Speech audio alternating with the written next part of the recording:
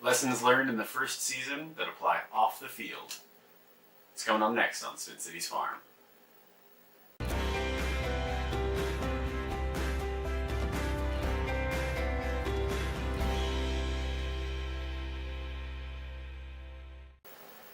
Hey everybody, welcome back to part 3 of my 3-part mini-series where I'm talking about lessons learned in the first year, right at the end of my first year. If you missed parts 1 and 2, don't forget to check those out, links up above. Part 1 was talking about stuff from before you get started in the season, and part 2 was talking about stuff that applies on the field. This series, I forgot to mention it in part 1, ties into an interview that I did with Diego Fuder for his podcast. Link to that is probably down in the description. Check that out. Where in that interview we did talk about some of these lessons learned, so there's a little bit of overlap. But, we talked about them in slightly different ways, and we also talked about a lot of other things that aren't like lessons learned. But between that podcast episode and this, you'll get the whole gambit of reflection on that first season. Don't forget to check out all of Diego's other great content. He goes out of his way, does a lot of great work to help us early first year, early stage farmers get access to as much knowledge as we possibly can from a ton of different farmers using a ton of different techniques all across the hemisphere, really. So without further ado, here are 5 lessons from the first season for off the field. Lesson number 1. If you still have product and you're finding that consistently week to week you're harvesting more than you have orders for, that's a sign that you need to do one of 2 things. Either you need to find more customers to push that product to, / other revenue streams. Like if you're just focusing on restaurants, maybe it's time to look into a farmer's market, or maybe it's time to ask a couple people if they want a CSA box or something like that. Or just find other restaurants. Or it's a sign that you need to do something to increase what your current customers are buying. Hey, I'll chop $1 off per pound if you up from 10 to 20 pounds per week or something like that. If you're going to farmers markets, find a way to maybe try to push a little more product by doing some kind of discount when they get 2 or 3 items or something, so you're getting rid of more stuff, more bags or more bunches per customer. Or maybe think about taking on a second or third market in addition to the ones you're already doing. Lesson number 2 that applies off the field. Really this applies to in the field too, but it's something that you're constantly thinking about. But don't be afraid to adapt mid-season. In your first year, you're going to be dialing things in. Have a plan at the beginning, have a playbook, but by no means is that a set in stone, concrete, this is absolutely the way that it has to happen and we're not going to retool type of mentality. If you've got that going into your first season, probably not going to be as successful as you could have. Because you're going to be learning things on the fly, you're going to be learning lessons about your lot, about your markets, and you're going to have to shift gears literally midweek sometimes compared to how you did something last week. And especially as the season goes on. As spring becomes summer, you're going to have to change your systems and the way you were doing things. You're going to probably end up taking on new customers. You might even lose a customer or 2 in the first season, mid-season, and you're just going to have to be super flexible and adaptable. As a specific contextual example for me, I basically found that turnips were not selling, and I thought I was going to be planting tons of them, several beds a week, etc. And by, I think it was early August, I just stopped planting them because I was throwing 80 to 90% of them in the compost bin. And I still have some seed left. I might end up doing them again next year, but this is an example of a way that in the middle of the season, peak summer, I'm just nope, done with that entire crop. Just not going to grow it anymore. I didn't even wait until the end of the season, let's look at the numbers. It was doing that poorly, and it's that fast, quickly turning over of a type of crop that I was just like, nope, done. Be done planting that. Plant more baby kale. That's 3 extra beds a week of baby kale I can plant and sell all of. Lesson number 3 from off the field is to take care of yourself and take care of your body. This is your first season of hopefully 10, 20, 30 seasons of doing this, hopefully. I mean, even if you're getting into this relatively late in life, let's say you're getting into farming in your 40s, well, you still got 20-ish plus years of this. Some of you that are out there that are even younger than me, in your early 20s, maybe even late teens, you might have 50 years of farming. I could be working 60 plus hours a week and doubling my money every week and have, 10 extra customers, but why would I want to do that? I'd have no free time to, pursue leisure. I wouldn't be able to work my other job for a steady, guaranteed job income. And I wouldn't have any time with my kids. I wouldn't have any time with my friends.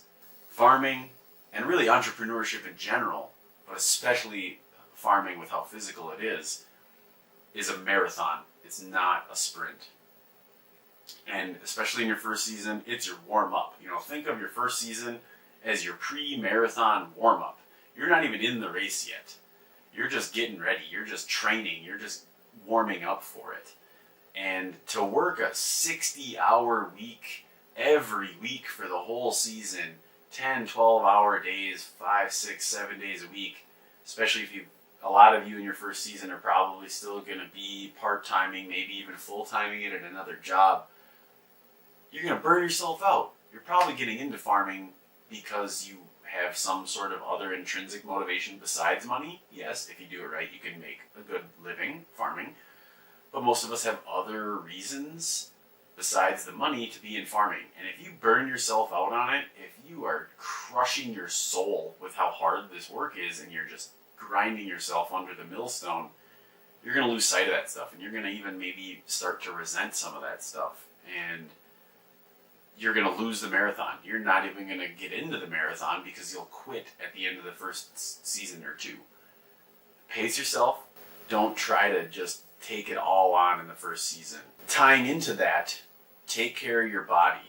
Sleep a lot. Stretch. Do some yoga or something. Eat well. I mean, hopefully you're eating well because you're growing produce that hopefully a lot of it is streaming right into your table and kitchen. Drink good coffee. Don't drink bad coffee. Take care of yourself. If you're noticing that your back is just killing you, then take a half day off. The crops in the fields can wait. Obviously, there are critical moments, harvest days, delivery days, things like that you just have to hit those deadlines. But, do some stuff that makes you happy that isn't farming, or at least not working necessarily on your farm. Hey, let's take a day off and go tour some other farm or something like that, where you're still engaging with it, but you're not burning yourself out. Remember that this is not the only season you're going to be farming. Just take care of yourself accordingly. Lesson 4 that applies off the field that I picked up in my first season is to accept that there are going to be setbacks. And a way that you can do that is to just have reasonable expectations and reasonable goals. You can start with a baseline of say, hey, I want to try to make, let's just throw out a number, $100 average per bed.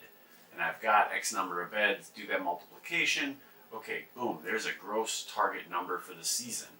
And then you say, all right, I've got that gross target at the end. We're going to be farming or at least selling for X number of weeks. Divide the gross by the number of weeks. Okay, there's our weekly number.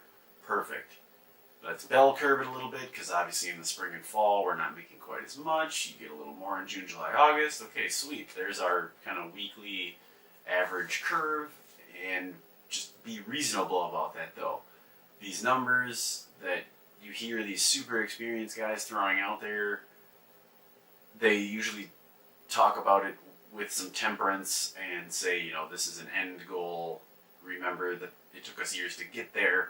and just keep that part of it in mind. On a 25-foot bed, maybe $100 is a pretty reasonable number for a first season, and then next season it's $200, and then $400, and then $750, $800 average by your fourth or fifth season per bed, because you've got the seed extension, you've got the yield dialed in, you've got the turnover rates dialed in.